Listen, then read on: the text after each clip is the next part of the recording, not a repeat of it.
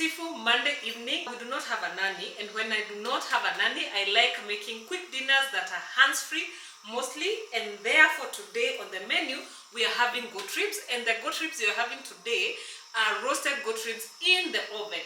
Did I introduce myself? My good name is Christabel, and this is Doing Life with Chris. If you're new here, karibu sana.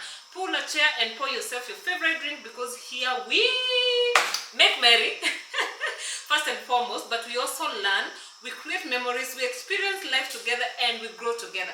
For the ones that have been here warming this space, thank you so much. Feel appreciated and welcome back. I have already broken my ribs into halves so that it can fit in my pan.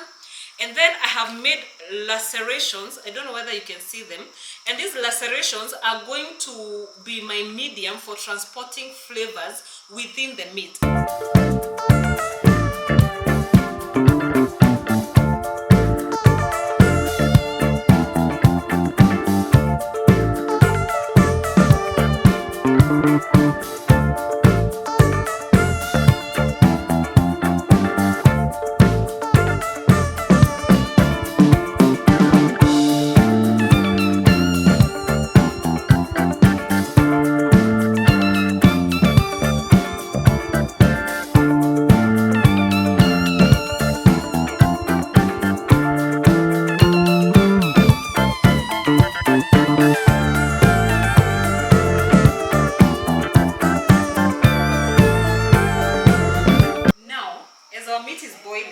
To make our marinade, and there's one thing I do every single time without fail. Before I start cooking, I visualize how I want my food to taste. I am able to tell what the end product will be like and what will take me there. So today I want my meat to be a bit sweet and tangy, not too sweet, but not also bland, and a bit tangy. So here for my marinade, I am going to use red wine vinegar. If you do not have this, you can use lemon juice, teriyaki sauce, olive oil, Worcestershire sauce, fresh garlic. I have salt, marjoram, there's paprika, there's black pepper, there's cloves, there's nutmeg, there's pimento that I didn't have, there's sage, and there's sugar. This is a very good rub that Royco came up with. And I have onion powder. These are about 6 medium cloves of garlic, about 1 teaspoon of salt. That's about enough. So that's about 3 tablespoons of olive oil. For teriyaki sauce, I'll use about 1.5 tablespoons. Worcestershire sauce, 1 teaspoon or so, about 1 tablespoon or 2 tablespoons of it.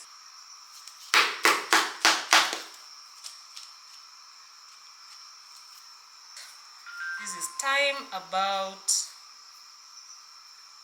1 teaspoon. If I wanted my wrap to be on the sweeter side, I would also have added molasses sugar mixture into this, about 1 tablespoon or 2.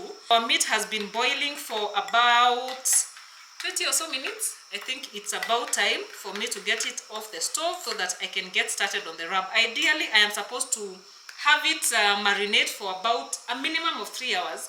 But it's a school night. I do not have that kind of time.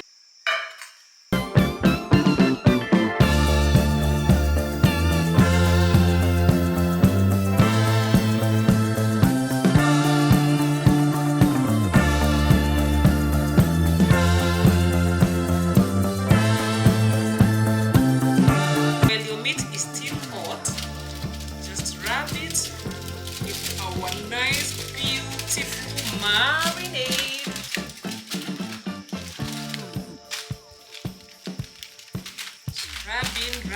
Rubbing. Make sure imeingia kila mahali. Pick the excess from the foil. Just rubbing.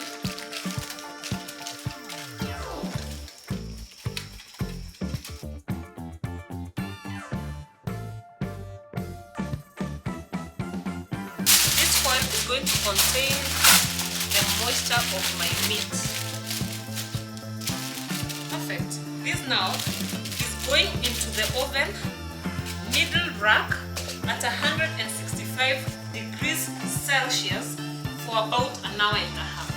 So I'm gonna let this sit for about 10 minutes, as I work on switching from solar to main grid. This is the time that I pray stima isipotee, kwa sababu ikipotea kuna watu hawatakula. So anyway, I'll do that and I'll see you after the oven in about an hour.